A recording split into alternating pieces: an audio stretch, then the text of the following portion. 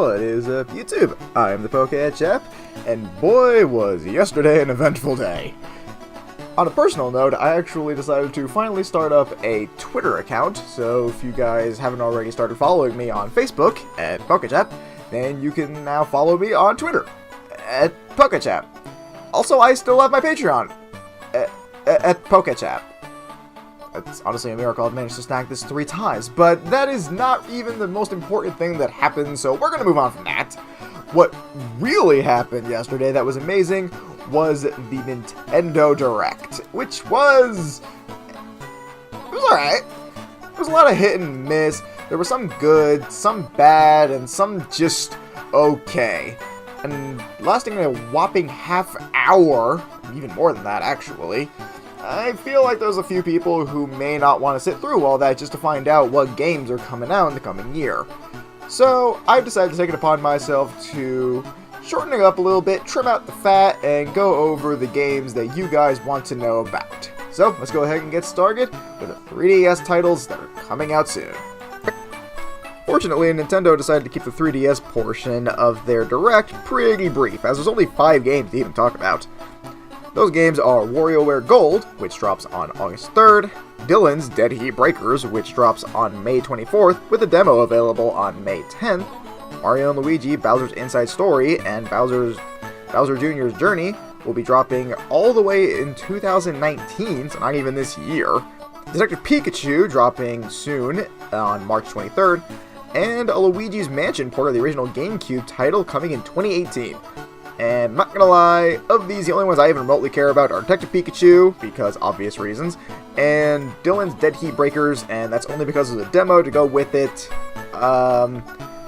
Being 100% honest with you guys, the rest of these don't even really matter to me. I never played Mario & Luigi's Bowser Inside Story originally.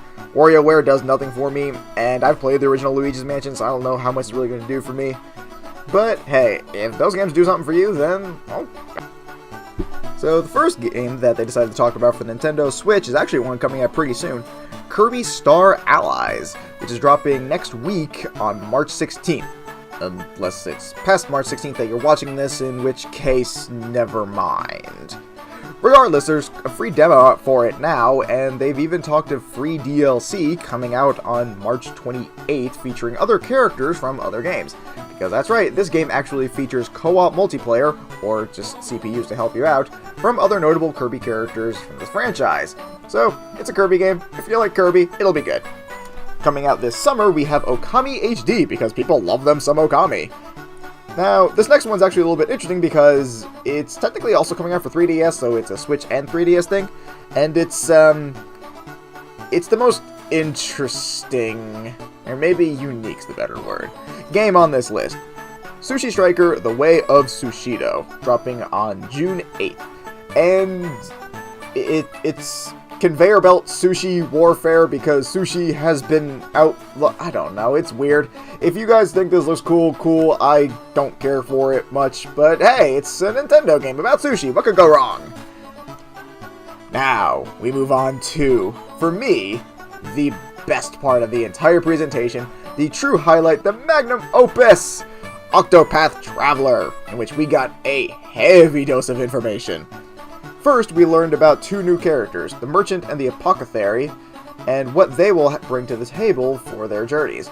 Next, we learned a little bit more about some customization options for the battle system, in which you can actually add different classes to gain their in-battle abilities, which is super cool, and I am really happy that they did it.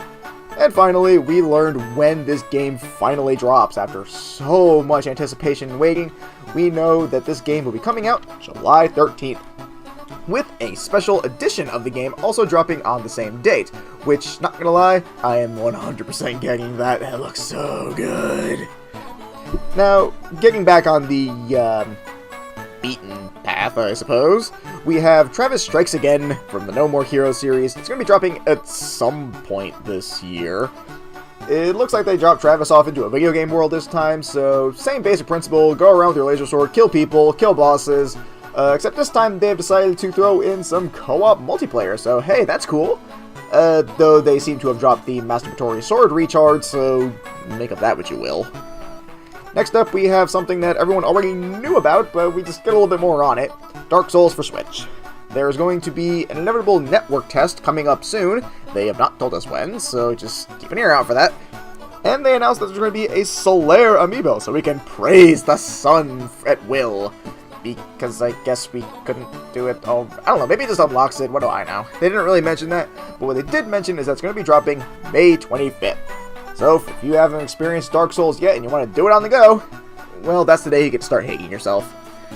And now we reach what they thought was going to be the biggest, most important part of the presentation, and the only game that we all knew was going to be talked about going in. Mario Tennis Aces. And they went on for about 5 minutes talking about what it is that this game is about, all of the in-game dynamics and features that it has, and I was about as enthused as the chat was. Not gonna lie, we were all pretty bored, waiting for this to finally end. But if you enjoy the Mario Tennis series, it does look like it is very in-depth, a lot of really technical aspects to it that can make it fun, as well as just a classic mode for old-school vets of the thing. They're going to be having a pre-launch online tournament. They did not specify a date that I caught. I may have just not been paying attention, who knows. But the game itself will be dropping on June 22nd. Now they're going to be putting on another port, because they seem to just be loving their ports this time around, with Captain Toad Treasure Trackers, which will be coming out for Switch and apparently 3DS as well on July 13th. The way they said it was a little unclear whether the 3DS version will be coming out at the exact same time or not. I assume it will, but who knows. Now for one that's honestly kind of surprising me. Undertale. It doesn't surprise me that they're doing it. I'm by no means surprised about that. It's the date they gave. Eventually. How hard can it be to port Undertale to the Switch? Anyway, moving on. They're doing another port now. Crash Bandicoot Insane Trilogy. They just can't come up with a new game now, can they? Anyway, this game comes out on July 10th, so just a little bit before Captain Toad. And if you guys have played any of the original Crash Bandicoot games, or the first iteration of the Insane Trilogy for other consoles, then you'll know what you're getting yourself into on this one. It's Crash, it's fun, and if you want to play it on the go, well, there you go. Next up is one I've actually never heard of, but the way it's worded makes me believe this is yet another port. Little Nightmares Complete Edition. It's a horror puzzle game, and it does actually look kind of interesting. I don't know if I'll be getting this one necessarily, but I mean, hey, it looks cool if nothing else. You can figure out what this game is about on May 18th. Now, continuing on with the line of ports, we have South Park, The Fractured But Whole. I never get tired of that title. This will be dropping to the Switch on April 24th, which will be the same day that the first two DLC packs drop. I don't believe they listed a price for exactly how much they will drop, but there is also a season pass that you can get to get both of those, plus an inevitable third DLC that will be coming out later on that they did not specify a date for. So, you have that to look forward to if you're a fan of South Park or the Fractured But Whole game itself. Again, not something I'm terribly interested in personally, but to each their own. Now, we have Hyrule Warriors Definitive Edition! They gave us the release date, it is May 18th, that is literally all they said. Moving on. They talked about ARMS a little bit, because they have an online tournament going on, apparently, that is spanning basically the rest of March. So, I would check that out if you are interested, if you enjoy ARMS, or if you think you can win this thing. There's apparently an art thing drawn by the creators as a prize. I don't really know. I was barely paying attention to this part because I don't play ARMS. Next up, we have some Splatoon 2 updates, where, first of all, in late April, we're going to be getting the version 3.0. Comes with a bunch of fun new stuff, like outfits, and I believe some weapons, stages, I don't know. Either way, it's just more Splatoon 2, so if you like Splatoon 2, cool. But that wasn't all.